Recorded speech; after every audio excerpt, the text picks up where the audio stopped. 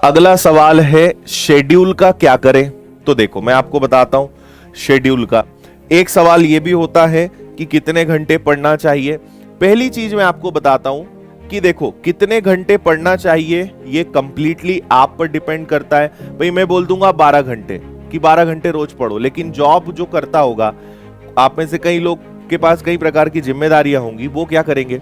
तो इसलिए समय आपको निकालना पड़ेगा। मैं इतनी बात बता सकता हूं कि एक एवरेज अगर आप जॉब कर रहे हो तो आपको जॉब करते करते लगभग 4 से 6 घंटे आपको निकालने चाहिए। और अगर आप एकदम फ्री हो, आप सिर्फ तैयारी ही कर रहे हो, आप स्टूडेंट हो प्योर और आपके पास कोई काम नहीं है, तो आपका कम से कम 8 से 10 घंटे का शेड्यूल होना चाहिए।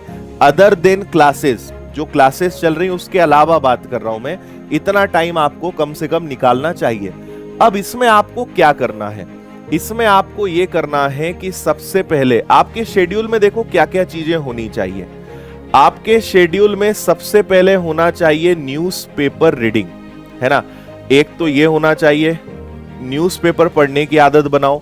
दूसरा, आपके पास करंट अफेयर्स आपको पढ़ना चाहिए, और करंट अफेयर्स में हमने आपकी बहुत अच्छी प्रॉब्लम सॉल्व कर दी है। एक तो हमने अभी फिलहाल क्लासेस वीकली कर दी है क्योंकि क्लासेस इतनी ज्यादा हो रही थी कि बच्चे अटेंड नहीं कर पा रहे थे। दूसरी बात कि हमने करंट अफेयर्स की आपको मैगजीन दे दी है, तो बहुत ही अच्छे से सिस्टमेटिक ढंग से आप करंट अफेयर्स की मैगजीन पढ़ सकते हो। तो आप करंट अफेयर्स पे काम करोगे, न्यूज़पेपर आप रोज पढ़ोगे। न्यूज़पेपर पढ़ने के बाद, करंट अफेयर्स पढ़ने के बाद आपका शेड्यूल में अगला होना चाहिए कि आज की जितनी भी क्लासेस हैं उसमें आपने जो जो सीखा उसको रिवाइज करो। और इसके बाद अगला काम होता है और वो होता है सब्जेक्ट वाइज प्रैक्टिस। ठीक है, सब्जेक्ट वाइज आपकी जो प्रैक्टिस है वो आपको करना है। जैसे मैथ्स है तो मैथ्स में आपके पास प्रैक्टिस शीट होगी, मैथ्स में क्वेश्चंस है वो सॉल्व करना है, रीजनिंग में करना है, हिंदी में करना है, इंग्लिश में करना है। तो फिर आपको सब्जेक्ट वाइज काम करना है। एक और चीज मैं आपको बता दूं कि एक बार में बहुत ज्यादा सब्जेक्ट्स पे काम मत करना कि आप सोचो कि मैं 1 घंटे मैथ्स पढ़ूंगा, 1 घंटे रीजनिंग पढ़ूंगा, 1 घंटे हिंदी, 1 घंटे इंग्लिश, 1 घंटे इतिहास, भूगोल, संविधान। ऐसे पढ़ाई मत करना, ठीक है। सबसे पहले टारगेट बनाओ कि जो सब्जेक्ट्स परीक्षा के हिसाब से सबसे ज्यादा इंपॉर्टेंट है आप उन पे काम करें, है ना। जैसे अगर मैं कांस्टेबल की बात करूं तो आपका मैथ्स हो गया, रीजनिंग हो गया, एमपीजीके हो गया, ठीक है।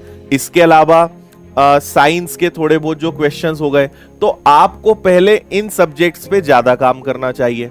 अगर एसआई की बात मैं करूं तो एसआई में आपका हिंदी हो गया, इंग्लिश हो गया, मैथ्स हो गया, रीजनिंग हो गया, एमपीजीके हो गया, है ना, साइंस हो गया। पहले इन पे काम करिए।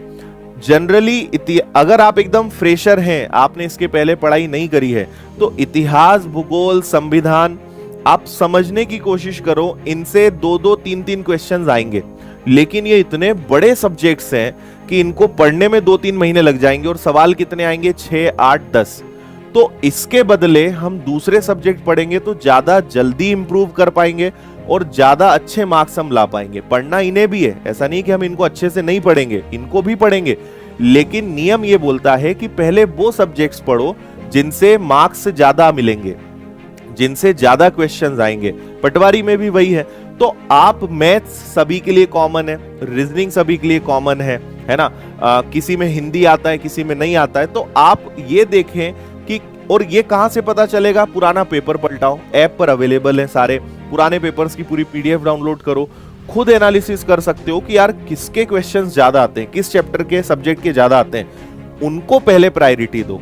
एक बार में आपको मैक्सिमम 4 से 5 सब्जेक्ट पे काम करना चाहिए। कभी ये गलती मत करना कि आप दिन भर में 8-8, 9-9 सब्जेक्ट पढ़ रहे हो, कभी ये गलती मत करना। एक बार में 4 या 5 सब्जेक्ट अधिकतम जिन पे आपको काम करना चाहिए।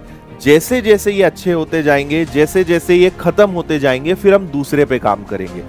एक साथ सारी चीजें अच्छी करने पे काम करोगे तो कुछ भी अच्छा नहीं होगा, रिजल्ट नहीं मिलेगा और आप थोड़े दिन बाद परेशान हो जाओगे कि सर कुछ सुधार ही नहीं हो रहा है। तो 8-8 चीजें आप एक साथ सीखोगे तो कैसे होगा। सोचो कि आप कार भी चलाना सीख रहे हो, बाइक चलाना भी सीख रहे हो, ट्रैक्टर भी सीख रहे हो, एरोप्लेन भी सीख रहे हो, शिप चलाना भी सीख रहे हो।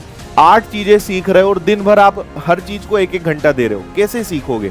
आप किसी में भी मास्टर नहीं हो पाओगे। हाँ, 2 या 3 चीजों पे दिन भर काम करोगे, उसमें आप एक्सपर्ट बन जाओगे।